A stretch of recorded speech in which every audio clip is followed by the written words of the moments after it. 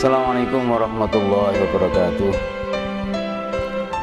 Alhamdulillahirrabbilalamin. Wassalatu wassalamu ala ashrafil anbiya wal mursalin wa ala alihi wa sahbihi ajma'in. Amma ba'du. Alhamdulillah, mari kita bersama-sama bersyukur bahwasanya kita semuanya banyak teman. Insya Allah dengan banyaknya teman ini akan juga banyak keuntungan.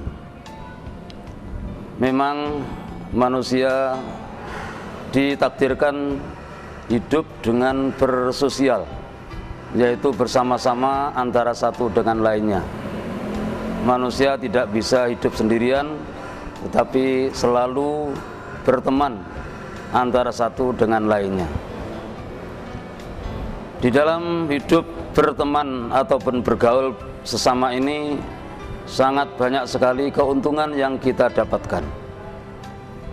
Di antaranya ialah satu, kita bisa mengajari mereka.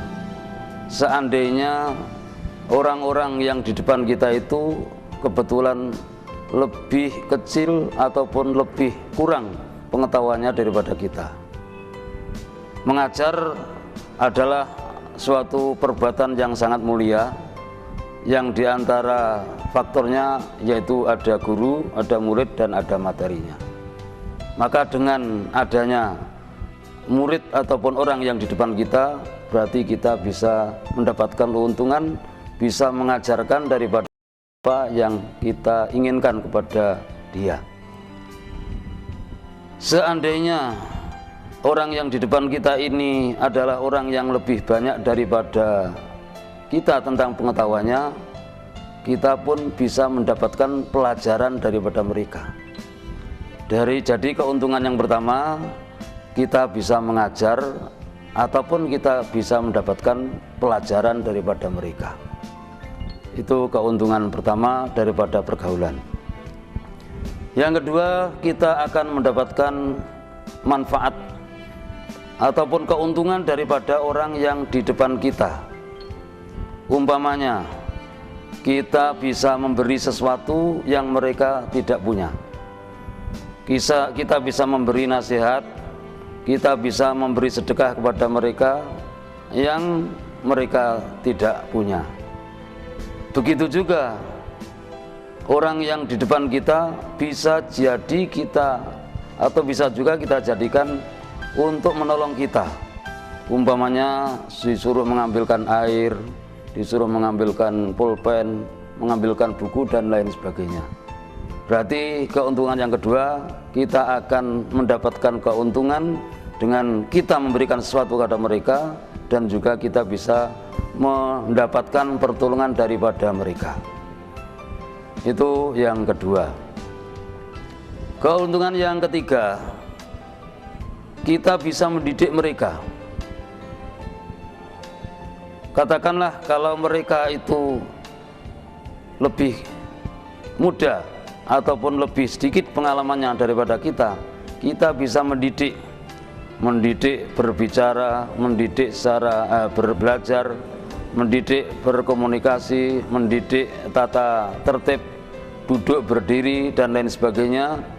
Itu kita bisa mendidik mereka, mengajari dan juga mendidik mereka. Andai kata orang yang di depan kita itu lebih banyak pengalamannya daripada kita akan bisa juga mendapatkan pendidikan daripada mereka.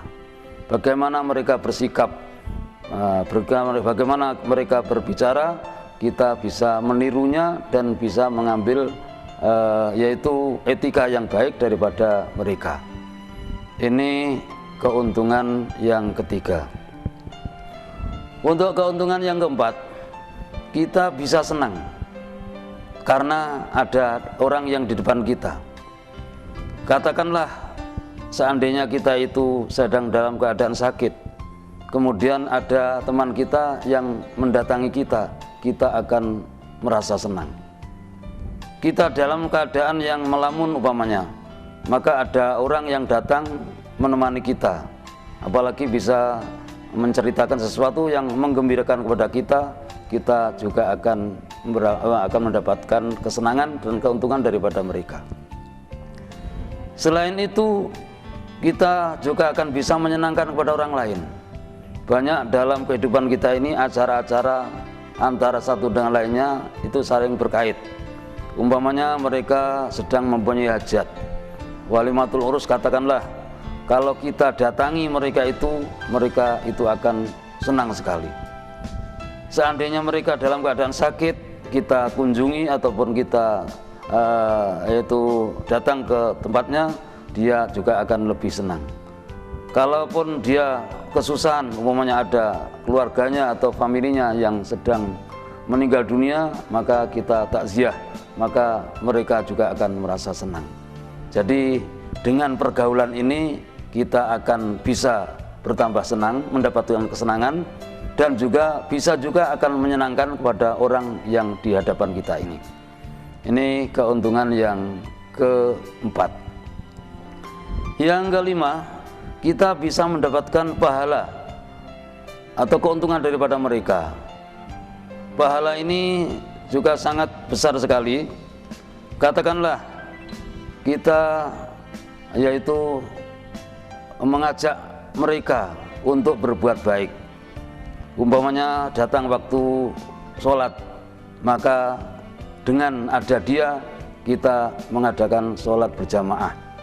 Maka sama-sama sudah diketahui bahwasanya pahala daripada sholat jamaah itu akan lebih baik daripada sholat sendirian.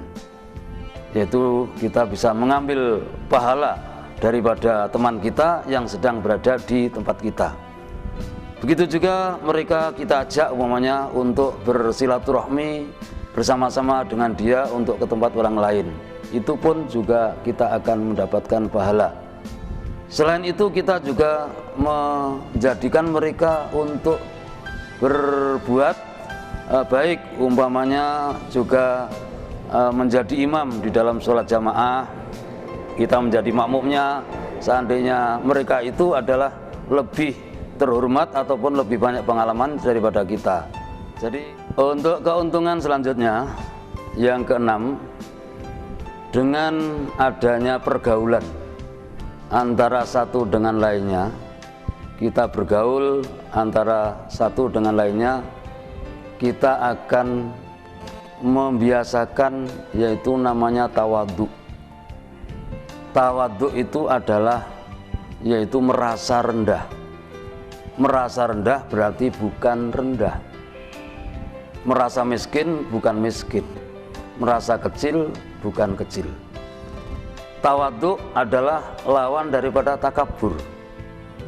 Jadi dengan pergaulan, apalagi yang di depan kita ini orang yang lebih mulia katakanlah daripada kita, kita akan merasa lebih rendah daripada mereka.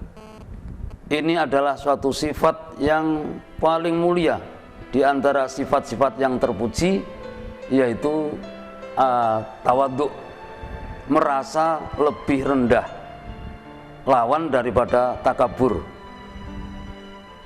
Termasuk ciri-ciri daripada orang yang tawadhu ialah bila mana dia itu bertemu dengan orang lain, dia merasa bahwasanya orang lain itu lebih mulia daripadanya. Itulah tawadhu. Siapa yang dijumpai oleh ratu? Kita bertemu dengan orang katakanlah petani, bahwasanya petani itu mempunyai kelebihan lebih daripada kita. Kita bertemu dengan seorang pedagang, bahwasanya kita lebih sedikit ilmunya dan dia mempunyai kelebihan daripada kita karena dia mempunyai ilmu dagang. Kalau kita bertemu dengan katakanlah pengemis, walaupun dia minta-minta, itu pun juga mempunyai sifat ataupun perbuatan yang kita tidak memilikinya. Jadi yang penting arti tawadhu ialah dia merasa apabila bertemu dengan orang lain, dia itu mempunyai kelebihan dan mempunyai kebaikan daripada kita. Dalam pergaulan tadi akan tercipta yaitu merendah diri. Di dalam hadis telah disebutkan an Ayyad ibni Himarin radhiyallahu anhu qala Rasulullah sallallahu alaihi wasallam innallaha auha ilayya an tawaddu hatta la yafkhara akadun ala akadin wala yabghiya akadun ala akadin, rawahu Muslim. Hadis tersebut yaitu menyuruh kita semuanya untuk yaitu tawadhu. Seandainya di antara kita dalam pergaulan ini saling tawadhu, saling merasa rendah diri, tidak mengakui lebih baik daripada temannya, bahkan kebalikannya, orang lain di hadapan itu mempunyai kelebihan daripadanya, maka tidak akan terjadi yaitu satu dengan yang lain itu berbuat jelek dan juga tidak melebihi batas antara satu dengan yang lain. Itulah arti dalam hadis tersebut. Keuntungan yang ketujuh ialah dengan percampuran atau pergaulan antara satu dengan yang lain akan saling mendapatkan keuntungan, yaitu pengalaman. Di dalam pergaulan yang satu akan mengambil pengalaman yang lain. Umpamanya di dalam gerak-gerik, di dalam perkataan dan di dalam perbuatan, yang satu pasti juga akan melihat dan juga mengambil pengalaman daripada orang lain. Yang lain pun begitu juga. Nah, yang lain akan mengambil gerak-gerik tingkah laku yang baik daripada yang lain. Nah, dalam pengalaman ini sangat banyak sekali, entah itu pengalaman dalam cara belajar, pengalaman dalam tingkah laku, pengalaman dalam berbuat dan sebagainya. Maka dengan adanya percampuran ataupun pergaulan antara satu dan lainnya, ini akan diambil oleh masing-masing saling mengambil keuntungan daripada yang lain, daripada pengalaman yang didapatinya. A mendapatkan dan meniru pengalaman daripada B, B itu juga meniru dan mengambil pengalaman daripada A. Inilah beberapa keuntungan, diantaranya sebetulnya masih ada lagi keuntungan-keuntungan adanya pergaulan atau percampuran antara satu dengan yang lain. Mudah-mudahan di antara kita yang saling bergaul di antara satu dengan lainnya ini bisa menumbuhkan yaitu beberapa keuntungan bagaimana yang saya sampaikan dari nomor 1 sampai nomor 7 tadi. Sekian, Assalamualaikum warahmatullahi wabarakatuh.